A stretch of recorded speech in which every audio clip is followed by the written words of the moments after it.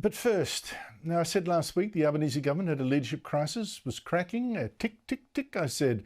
And every day there's more proof of exactly that. And today, well, dear God.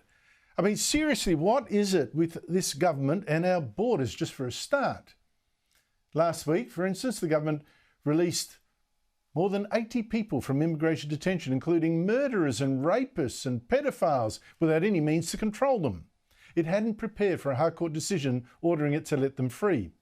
In fact, today the Home Affairs Minister admitted she didn't even know that 4 sex offenders, among those 80, were not even wearing the tracking bracelets she'd promised, and she threw her junior minister under the bus. Is it half? Is it 3/4? Is it almost all of them? Or is it none of them who have ankle bracelets on? Can you give us some idea? Yeah. Andrew, Minister Giles is implementing the scheme and he'll provide an update to you. The New South Wales Attorney-General didn't know anything about it either. That's a federal matter. I haven't had a briefing on that. You're telling me the Attorney-General, the top lawmaker in New South Wales, has not been briefed by his federal counterpart? No, that would be a matter for the police and corrections. The West Australian government said it didn't even have the power to put those tracking bracelets on the detainees that it had. What a total farce. Your safety, but do they care? Now you wonder how this government could top that dangerous incompetence. Well, answer is easy. This afternoon we discover, simply through a news leak, not any official announcement, this government has quietly issued temporary visas to 860 Palestinians from Gaza, as well as the West Bank. People with, it said, had some connection to Australia. Now seriously, Israel's Muslim neighbours like Egypt and Jordan, they don't take Palestinians, in part from the security risk. For one, a survey just a few days ago of Palestinians shows 75% supported the Hamas slaughter of the Jews on October 7. Most very strongly supported it. But this government's saying, well, yes, come on over to Australia. 860 of you. Now, to issue that many visas in that short a time, it works out to 20 visas a day over the 6 weeks since the October 7 terror attack by Hamas. How is it remotely possible to have run proper security checks? Penny Wong says, oh, don't worry, the Border Force is checking. But that fast? And how? With a war zone in Gaza, a territory run by literally a terrorist group? Do you ring, hey, Hamas, is this person clean, according to you? The opposition's immigration spokesman, Dan Tehan, is not the only person astonished. This is the first we've heard of this, Kieran, and once again we need proper transparency from the Albanese government. We keep hearing things via the media, especially when it comes to immigration matters, rather than the government being upfront with the Australian people. So it would be very good if we understood what visas are being granted and what security checks are being undertaken as part of the granting of these visas.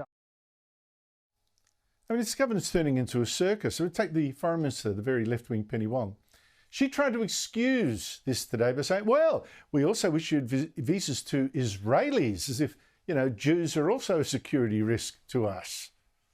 Over the same period, I think between the 7th of October and a couple of days ago, we had 1,793 visas issued to Israeli citizens. Oh, pull the other leg, Penny Wong. I mean, who in Australia feels threatened by Jews coming over? When was the last time you saw a Jew here charged with terrorism, say, or shooting people dead on the streets of Sydney? I mean, grow up. And today, more confusion, more mixed messages. It should have actually been a good news day for the Prime Minister, who finally stepped up, and credit to him, for joining opposition leader Peter Dutton to reopen Melbourne's Holocaust Museum, jointly standing against this sickening Jew hatred now on our streets that has exploded under this government's watch. Since the atrocities of the terrorist action by Hamas on October 7, Jewish Australians have been bearing a pain you should never have had to bear again. And you are feeling fear, anxious that the long shadows of the past have crept into the present. That should not be happening in a land that offered refuge then and embraces you now. As the conflict continues, anti-Semitism is on the rise, but we will not let it find as much as a foothold here. Australia will always denounce it and reject it utterly. just as we do all forms of racism and prejudice. We stand here today having been filled through our television screens of the hate-fuelled mobs marching through major democratic cities calling for the slaughter of Jews.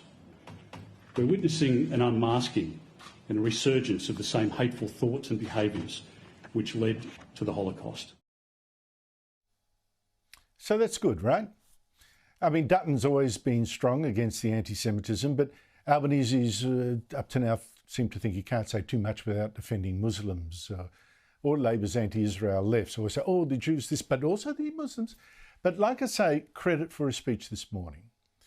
The problem is that on the very same morning, Tony Burke, his workplace relations minister and a leadership wannabe, sent a very different message when he was asked on the ABC about the violent pro-Palestinian protest at Sydney's Port Botany last night. Police arresting 23 people trying to stop an Israeli ship that they laughably claimed was transporting weapons of mass destruction. Burke started with a careful caveat, but then actually defended the protest. I'm always wary of where some protests can morph or ignite in different ways anti-Semitism. But let me say this. The view of the community that I represent is very much they just want the deaths to stop. Now, when Burke says the community I represent, I'm guessing he means the 25% of voters in his seat of Watson who are Muslim. And funnily enough, apparently this community he represents wasn't also demanding Hamas release the nearly 240 hostages it took in Israel on October 7, wasn't demanding Hamas surrender given its promise to massacre Jews again and again. That's a quote, again and again, like it did on October 7, 1,200 of them. And I say that because Burke, who's also back to Sydney Council flying the Palestinian flag, mentioned none of that. Seems to me he just wanted Israel to stop fighting back. And it's this Labor focus on Israel as the warmonger and not the victim that is helping to licence this Jew hatred that shames us to the world.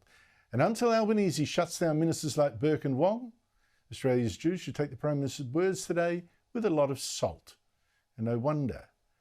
They should also ask, how long can this go on?